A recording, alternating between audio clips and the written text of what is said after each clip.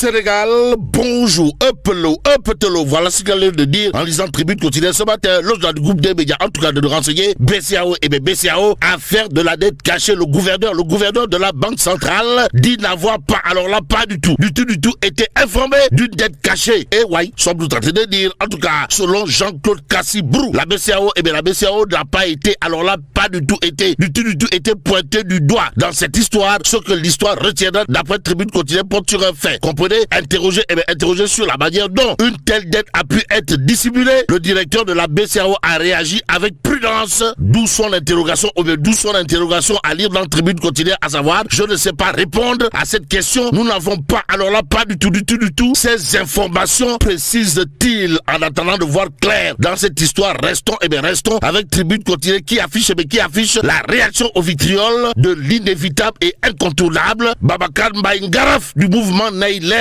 Bon, 500 000 francs CFA versés aux ex-détenus. Nailer de Babacar Mbaye Ngaraf tape du poing sur la table, histoire de réclamer Raking Taf et Johnny la lumière sur un surplus de 160 millions de francs CFA. En d'autres termes, 160 millions de francs CFA.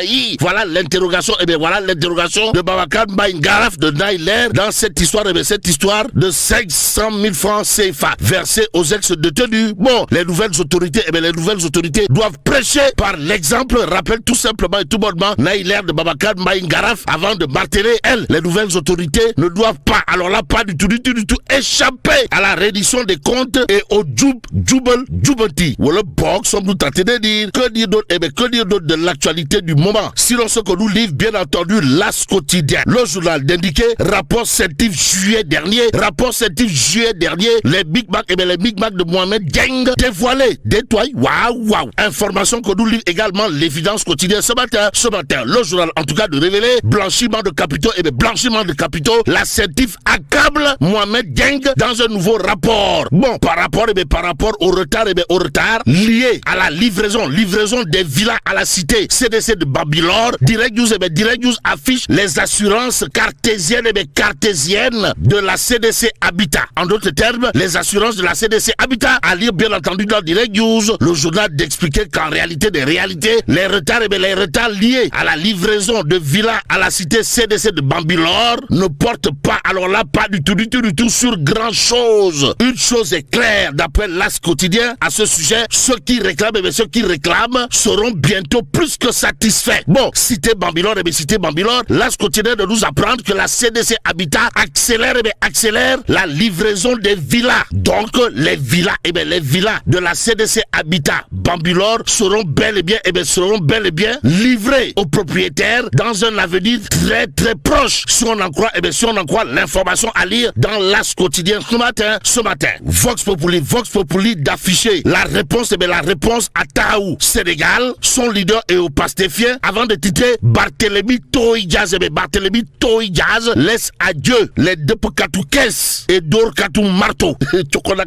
Bon, après ce qu'ils ont fait à la mairie de Dakar, Dieu nous jugera. Détoile Barthélémy Diaz. Waouh. En attendant, terminons avec Libération quotidien ce matin. Le journal de révéler écroué par le doyen des juges hier après l'ouverture d'une information judiciaire. Saltant pour Amidou Djiba, porte-parole du MFDC.